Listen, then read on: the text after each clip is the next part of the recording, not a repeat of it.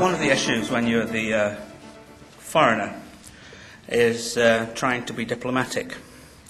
So I'll just start with the founder of British diplomacy seemed to be a man called Sir Henry Wotton, who was on his way to, in the 17th century, to represent his country in Venice as the ambassador, and stopped overnight with a distinguished European family and was asked to write in their guest book his definition of a diplomat, and he said, "A diplomat is a man sent to lie abroad for his country." And so British diplomacy has gone ever since. I used to be a teenager. It seems a long time ago to me, and to my students, they can barely believe it was in the last millennium. But this conference reminds me that it was but a generation ago. And my colleague David will give an academic perspective shortly. But I have been invited to travel in time back to those years to provide a transatlantic kids Watergate experience. Actually, even that's stretching a point, since I'd just passed my 20th birthday, the first time I came to the USA. And the context in which this British student in the late 60s first came to the USA was a growing international, I presume, certainly British, perspective on the significance of the USA. Clearly, this has been growing for some time, but in the post-war years, post-Second World War years, we'd become more aware of the domestic issues that were facing the USA, and they were quite interesting, and reviews were mixed, but there were real positives. Here was a country confronting its embedded racial issues, which other countries shared too and needed to confront. It was a country confronting social issues in a way that perhaps other countries had faced a little bit before, and with increasing international cultural influence in film, music, street fashion, ideas, the contemporary debates, the argot of the time. And there were some issues on which the perspective was more mixed, and in particular its international policies in war in Southeast Asia.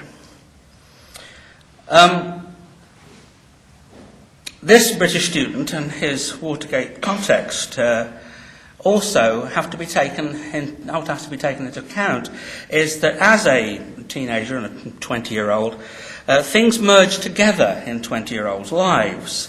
Life has many other facets to it than politics or Watergate or anything else that was going on, very important ones. But nevertheless, it is interesting looking back just to see how much impact something like this had.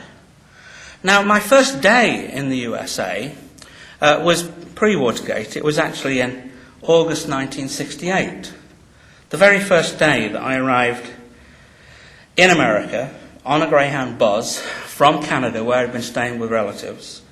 I arrived in Chicago on a Saturday in August. And actually, at the time, I was an historian. As David says, don't point out that you used to be a mathematician. I used to be a mathematician, but then I discovered American studies, and it improved my life immeasurably. But still, in American studies, I was an historian, and I knew there was an election going on, but yeah, that was about it, really.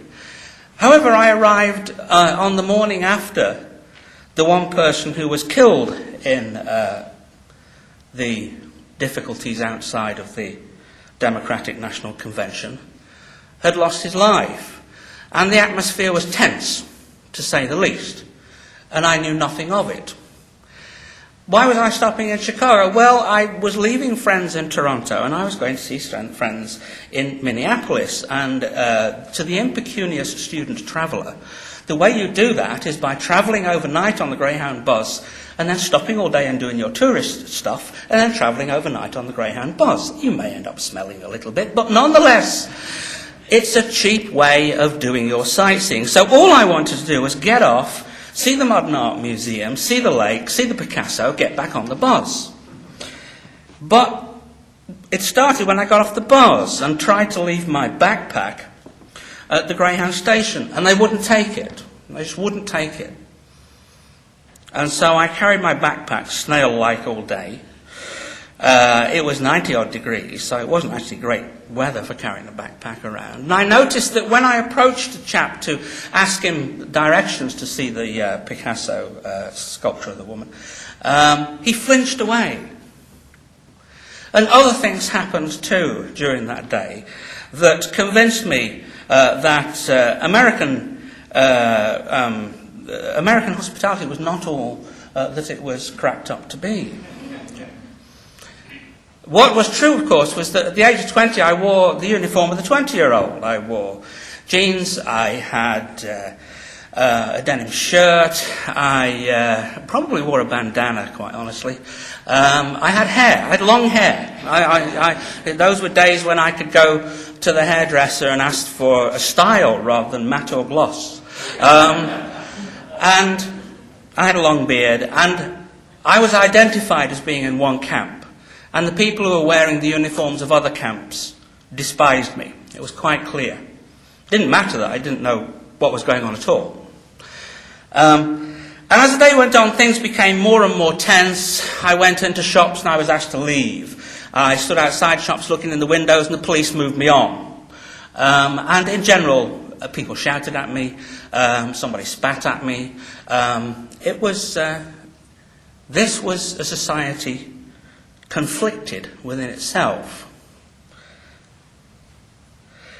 I caught the Greyhound on and travelled around in 1968, that summer, and found there was a ferment of discussion in the cities that I visited. Now that ferment of... I brought some things, this is show and tell. That ferment of discussion covered all kinds of ideas, and it was informed by all kinds of things. Of course, it was election year, but also the previous year had been Woodstock, and still... there were the images of Woodstock still around, the Woodstock Peace and Music badge that I picked up at the time, the peace and love image that people were wearing at the time, were part of that discussion too. But also there were other images. There was the resistance image of those who were refusing to be drafted. Also, that was on the streets and among the kids that I was talking to, and who were informing my sense of what America was about. I went home after that summer and continued another year at college, and then I came back in 1969-70 when I spent a year at Swarthmore College. And what happened during that year? Well, quite exciting stuff happened in that year. There were other opportunities to collect badges. For a start, buttons, sorry, wrong language. There was the moratorium in Washington. The first time I was tear-gassed in the UK. As Lou said at a previous conference, when he was doing government, I was rioting in the streets. I thought I was just taking part. Other people tear-gassed me. There were challenges to the patriotism of war critics, which they tried again to answer with their buttons by showing that their version of peace was also dressed in the American flag. They were not unpatriotic. They just had a different vision of the way things were going. There was Spiro Agnew, or Ted Agnew, yes, who was floating balloons for the administration, attacking the war critics for being the nattering nabobs of negativism and the effete snobs of the left, and of course it produces the badge, I'm the effete snob for peace. So the debate was continuing to go, and it becomes quite serious when in the spring you get the shootings in Kent State killing 4, and in Jackson State killing 2 more and wounding another couple of dozen students. Again, it was a very conflicted society that I was living inside. But that didn't mean that things didn't go on much the same as they were before.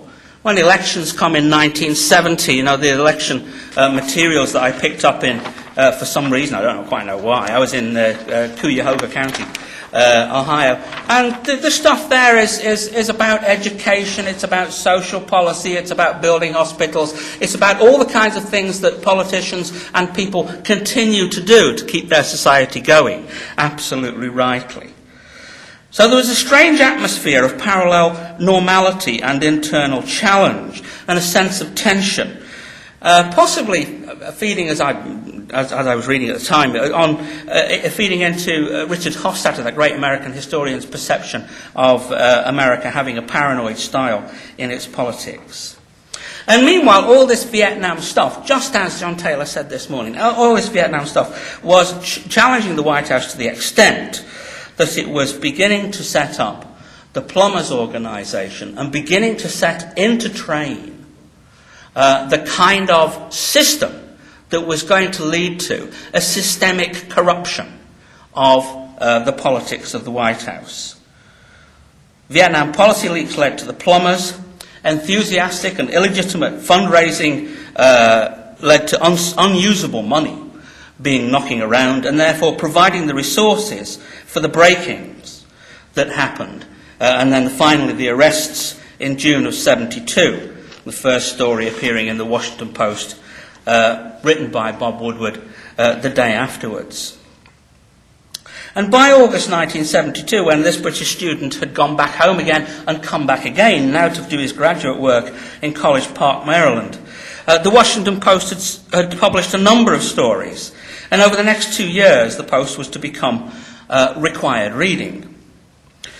But the '72 campaign continued apparently untroubled by Watergate, at least on the surface, in the Republican National Convention. This is the Republican National Convention official guide.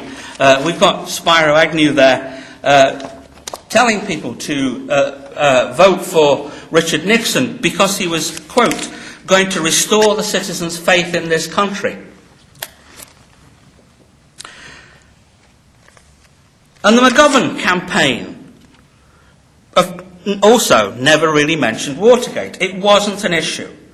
The McGovern campaign was on the same kind of things as usual. Taxes, prices, jobs, and even where it was talking about Vietnam, it tended to be in connecting the Vietnam War to other human rights issues, the rights of blacks, the rights of minorities. And even the Maryland students who lived nearby me, but came back to school a couple of weeks after I arrived, seemed not to pick up on Watergate, though this was a year when it was in all their newspapers. This was a time when it was in all their newspapers.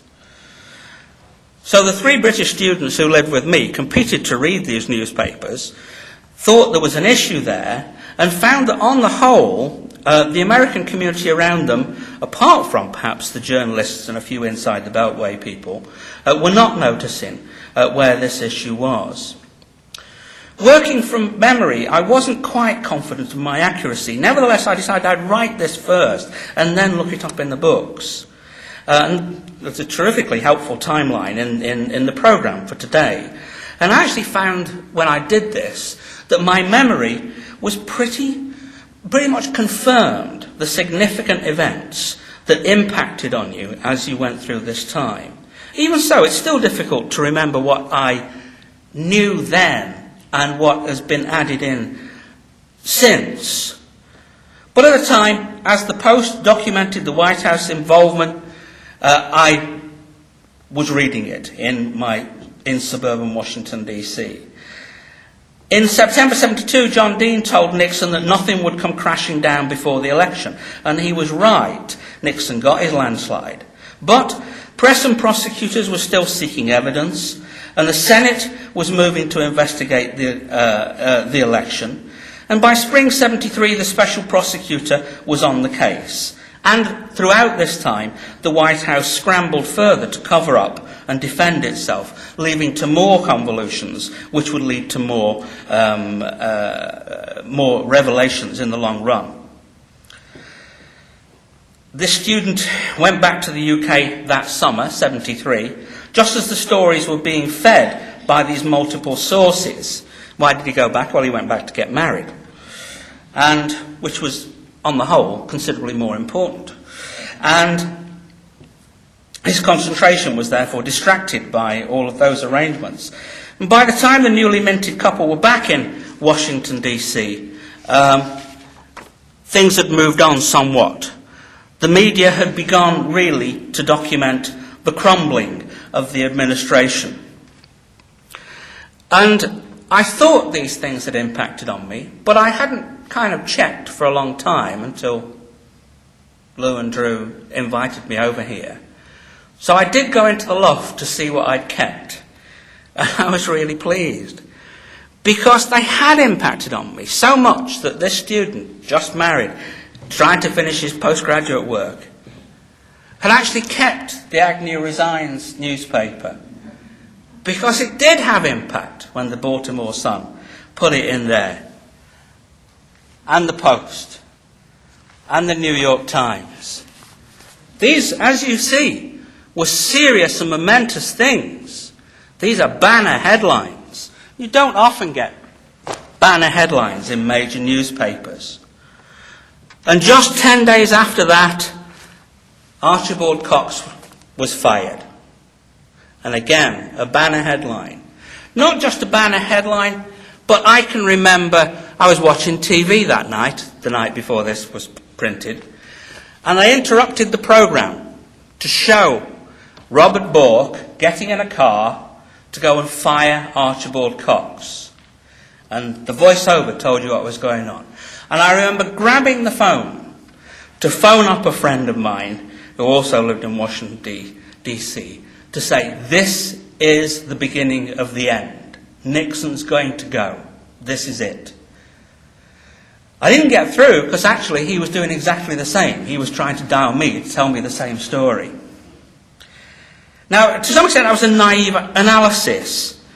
Lou said earlier on he didn't know whether another country in the world could get rid of the most powerful leader in the world without being troops in the streets. Well, in a sense, other countries don't have the most powerful leader in the world, so it has to be so. But other countries are actually reasonably good at getting rid of their leaders in between elections. Mrs. Thatcher went that way quite cleanly.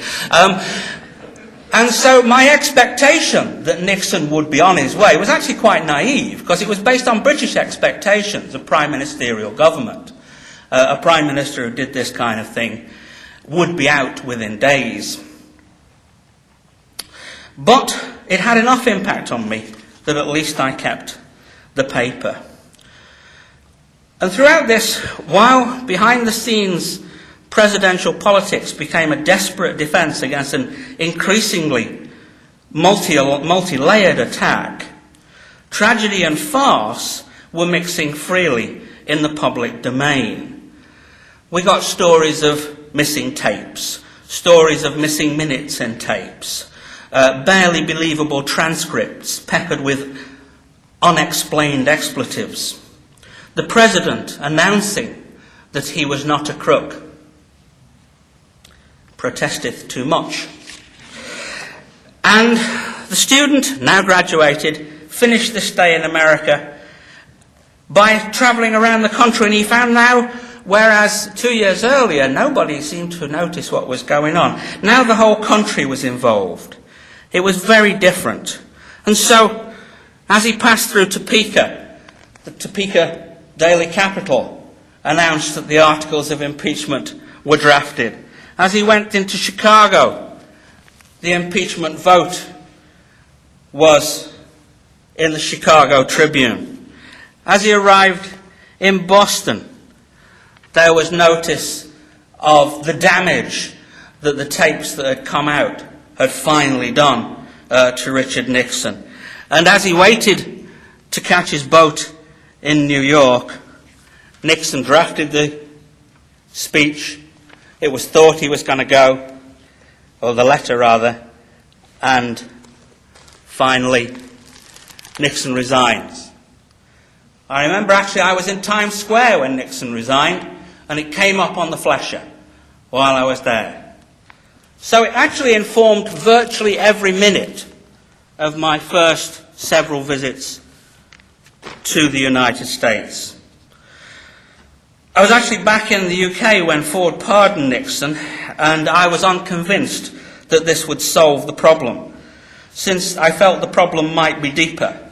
Watergate was a particular and escalating attempt to corrupt the governmental process, but it helped accelerate the decline in trust in government, and maybe was intimately connected with other problems in policy and politics that affected politics for some considerable time to come. Thanks very much.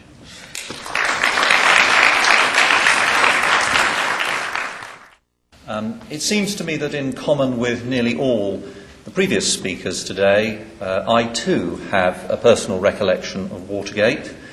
In fact, it's the first political event in the United States that I can remember, but as the opinions of a 9-year-old boy in England are probably not very relevant, I'd like to talk instead about its impact on America's most important ally, the United Kingdom, and in particular on the views of the British government about the United States. And that's really a story which begins a few years before Watergate, in February 1969, when the newly inaugurated President Nixon paid an official visit to London and was received by the Labour government of Prime Minister Harold Wilson. In the course of his visit, Nixon had a private meeting with the most senior members of Wilson's cabinet at 10 Downing Street. And the President very much impressed his audience with his candour, his grasp of the details of affairs, and his pragmatism. However, towards the conclusion of that meeting, to quote one of the participants, coffee was brought in and mixed up with putting or not putting sugar and milk in his cup. The President mysteriously succeeded in picking up a crystal inkwell and pouring its contents over his hands, his papers, and some part of the table. Consternation broke out, particularly on the British side. Sir Burke Trend, the Cabinet Secretary, even poured cream over his own trousers, although it was not clear whether this was because he was so shocked or because he thought that the President would feel less embarrassed if carelessness verging on the slapstick appeared to be a Downing Street habit. The upset completely ruined Nixon's concentration. He could do nothing but look at his hands for the rest of the morning. His brilliance was all gone. The discussion never regained any verve and was adjourned early. Now, such humorous episodes aside, most accounts of Nixon's visit to London in 1969 are interesting for the favourable impression that the President had upon his hosts. Neither the Labour government nor most members of the ruling Labour Party could be described as naturally sympathetic towards a man whom the European left regarded as the archetypal Cold Warrior, a McCarthyite, and the proponent of radical right-wing policies. Vietnam was also a problem. The British Labour government elected in 1964 had repeatedly refused President Johnson's requests for British assistance in Southeast Asia, and Nixon was not seen as a man likely to withdraw America from Vietnam. And yet, upon actually meeting him, many socialist politicians in Britain saw someone quite different from their received public image. The British Defence Minister, Denis Healey, was not untypical in this respect, although he was immensely prejudiced against the man who had risen on the tide of McCarthyism, to quote his own autobiography. The President's intelligence and frankness won him over. Nixon also struck British observers as a far less imposing man than they had expected, often visibly nervous in the company of foreign statesmen and with little charisma or self-confidence. But for some, this made a welcome change from his predecessor. Both Healey and his cabinet colleague Richard Crossman reflected on how Nixon's pragmatism contrasted with the doctrinaire ideology of the anti-communist crusading Democrats, to quote Crossman, a difference which he found to be a positive relief. Although there were dissenters on the political left, for example, Neil Kinnock, a future Labour leader, was to refer to Nixon as a near-fascist during a debate in the House of Commons in 1972. Nevertheless, the leadership of the Labour Parliamentary Party clearly regarded the President as a man they could do business with. Now, this ambiguity in the official mind towards the 37th President of the United States was to colour British reactions to the Watergate scandal in 1972 and 73. Her Majesty's government's official position was based largely upon reports from the British Embassy in Washington, and in particular those from the ambassador, the Earl of Cromer, who enjoyed a close working relationship with Secretary of State Henry Kissinger, if not with President Nixon himself. Although the government's papers for 1974 are still closed, those for 1973 have been released into the public domain as of January the 1st this year, and they present a fascinating insight into what British diplomats observed in Washington. Cromer's correspondence cannot, of course, be taken to indicate what he really thought of Nixon, but his letters to the Foreign Secretary, Sir Alec Douglas Hume, and the Chief Civil Servant at the Department, the Permanent Under Secretary Sir Dennis Greenhill, show considerable sympathy for a president whom Cromer saw as being unfairly and improperly persecuted by his political opponents. In April 1973, for example, the unfolding scandal was dismissed as a mere Washington New Left liberal press furore, and a few days later, the ambassador reported that the Democrats' pursuit of the scandal was little more than an attempt to ensure a landslide for their candidates in 1976. However, as the extent of Watergate became more evident during the course of the year, Cromer moved to a more critical position, albeit one from which he lamented the tragedy of Richard Nixon rather than his malfeasance. The diplomatic establishment considered that the President would not have made such mistakes if he had surrounded himself with more astute political operators. In fact, a certain Donald Rumsfeld is mentioned at one point. And Cromer largely accepted Nixon's own view that he could ride out the scandal if he were able to persuade Middle America that Watergate was a distraction from the real issues confronting the United States. Nevertheless, by the November, Cromer was arguing that by perpetrating the Saturday night massacre, the President had, quote, altered the atmosphere in some fundamental way to make his chances of survival slim. Indeed, Cromer was not above speculating that Nixon might even commit suicide. The effect on the President's health was evident. To Cromer's disgust, his inappropriate, quote, joviality during the televised nomination of Vice President Gerald Ford made one question whether Nixon had perhaps taken one pep pill too many. In part, Lord Cromer's initial sympathy for President Nixon and then his undisguised dismay at the consequences of the scandal were the product of a low opinion of American political standards. The Great Republic, which Winston Churchill had lauded, was not how most British politicians thought of the United States. Cromer jokingly referred to Washington as a 20th century Byzantium and made regular references to the importance of his contacts with Henry Kissinger as the power behind the throne. It was difficult to estimate the importance of Watergate because, Cromer said, muckraking was an old American tradition, so one could not always take it seriously. But when the Irvin Committee hearings revealed how many of the President's associates were implicated in the cover-up, Cromer saw the scandal as evidence of the primitiveness of American politics.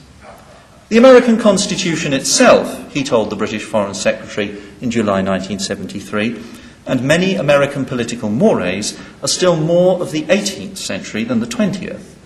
The US has enriched the language of politics with names of malfeasances familiar to us all: log rolling, pork barrel, gravy train, Tammany Hall, gerrymandering. To this now has to be added Watergate.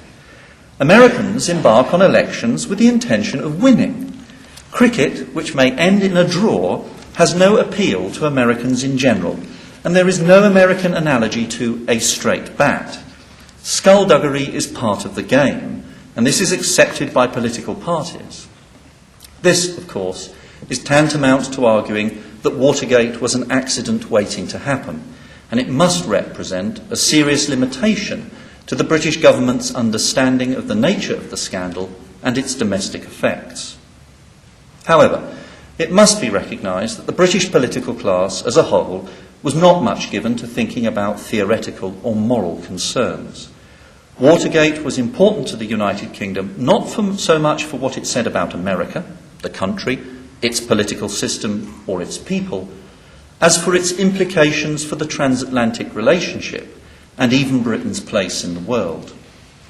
The Atlantic Alliance and the imagined special relationship between Britain and the United States had been badly strained by the Vietnam War, and by 1968 President Johnson had become a hate figure to leading Labour politicians. Richard Nixon, by contrast, came to be seen as something of a fresh start. However, by the time the Watergate scandal broke, Britain had a Conservative government under a new Prime Minister, Edward Heath. Heath, of course, is the leader who took the United Kingdom into the European Community on the 1st of January 1973, and who consciously aimed to change the direction of British foreign policy from its close association with the United States to a more intimate engagement with its European partners, especially France and Germany. In particular, he had no time for the special relationship.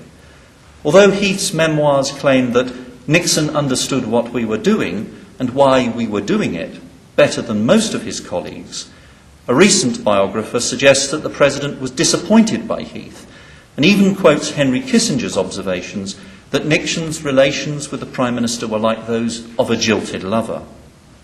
Nevertheless, a solid working relationship with the United States remained of vital concern to the British foreign policy establishment, and in this respect, Richard Nixon was considered more reliable than either his Vietnam-obsessed predecessor or indeed any potential alternative. In June 1972, with a presidential election on the horizon, the Foreign Office in London asked the embassy in Washington for an assessment of the Nixon administration in order to brief ministers. The head of the North America Department offered a personal view of the President. I myself take the perhaps unfashionable view that, unattractive as he is in many ways, he has seen the need for a total reappraisal of priorities and reallocation of resources, and is therefore doing a necessary, if disagreeable, job for the United States. I would add that the job cannot be completed in one presidency, but will require at least two. The sooner it is completed, the better, and it is therefore in the national interest that Mr. Nixon should be re-elected for a second term. A President McGovern, at this stage, would tend to delay the process of reappraisal and protract the period of confusion and inward-looking. For Great Britain, the unfolding Watergate crisis represented a tremendous distraction from the ongoing work of re-establishing the close relationship between Europe and America. Lord Cromer, in May 1973, expressed the fear that Nixon's foreign policy might fall victim to domestic priorities, and that the United States might even turn in towards more introspective isolationism. Within 2 months, the ambassador was urging Her Majesty's government to consider how best the embassy could promote British and European community interests in a situation in which the President was weakened politically or even replaced by another.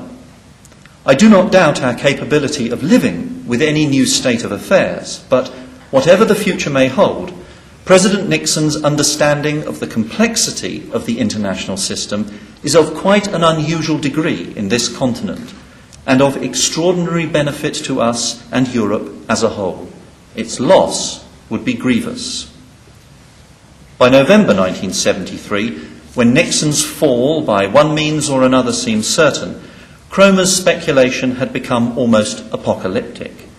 I would expect the conduct of US foreign policy to be marked by outbursts of emotion and irrationality, and at the same time by a desire for quick and eye-catching tricks. The opportunities for the latter are likely to lie mainly in US-Soviet and US-Chinese rather than US-European relations, but this does not mean that they will not be sought after. It is an unhappy prospect.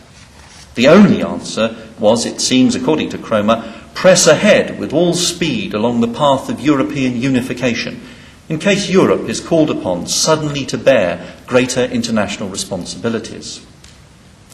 If Cromer only suggested this because he thought it was what Prime Minister Heath might want to hear, within a few months it was to be academic, because a general election in Great Britain had resulted in both men leaving office. It was therefore another Labour government which had to contend with the increasing isolationism of the White House, and in particular the problems this posed for Secretary of State Henry Kissinger, the American official whose confidence British ministers valued most. The new British Foreign Secretary James Callaghan lamented Kissinger's inability to obtain clear obstructions from Nixon's during his final days, something which was to lead to serious disagreements between Britain and the United States over how to respond to, for example, the Turkish invasion of Cyprus in July of that year. From the point of view of the British government, it was a blessing that Dr. Kissinger continued in office under President Ford, but it soon became clear that the refashioning of the Atlantic Alliance would occur only in the context of a revival of the Cold War. Nixon's fall had the effect of discrediting the President's policy of détente towards the Soviet Union.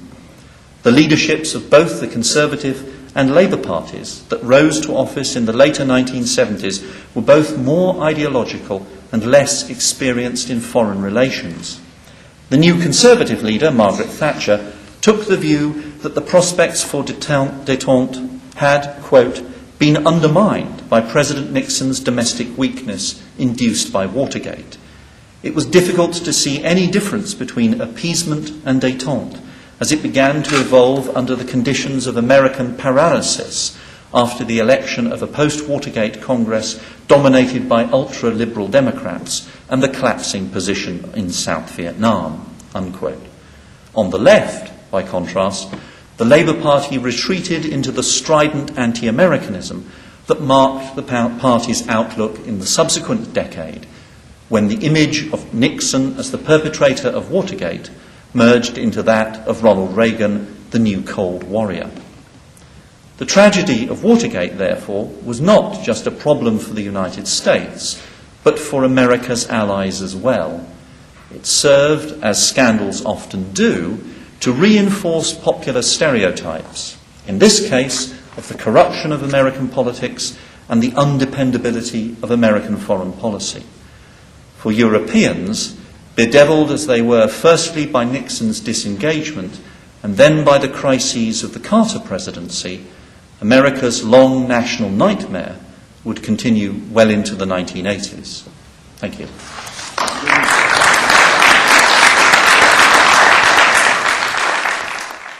My question is to you, Professor Waller. You discussed the diplomatic implications of Watergate. My question is, what were the implications upon the public of the UK and perhaps the public of Europe as a whole? What was the fallout for the regular citizen? All I've managed to collect is anecdotal evidence, and from the people I've spoken to who recalled it from the time, my own parents, for example, a very useful and friendly source, they seemed to confirm the observation that I've read in the academic literature that Watergate tended, as I said, to reinforce stereotypes. I mean, my own father said his reaction was to shrug his shoulders and say, well, what else could you expect of the United States? And I would say that, of course, sounds a hypercritical comment, but that is something that seems to be common from all parties across the spectrum of opinion. In other words, from people who, in other circumstances and under different conditions, would describe themselves as friends of America, people who look, in an approving manner upon American policy. So, I think there is a distinction in the public mind, and this is probably true in Europe more widely, between specialists who have to deal with America on a daily basis, and the general public for whom, what they know of the United States, particularly in the 1970s, was not from personal opinion but from what they saw reported in the newspapers.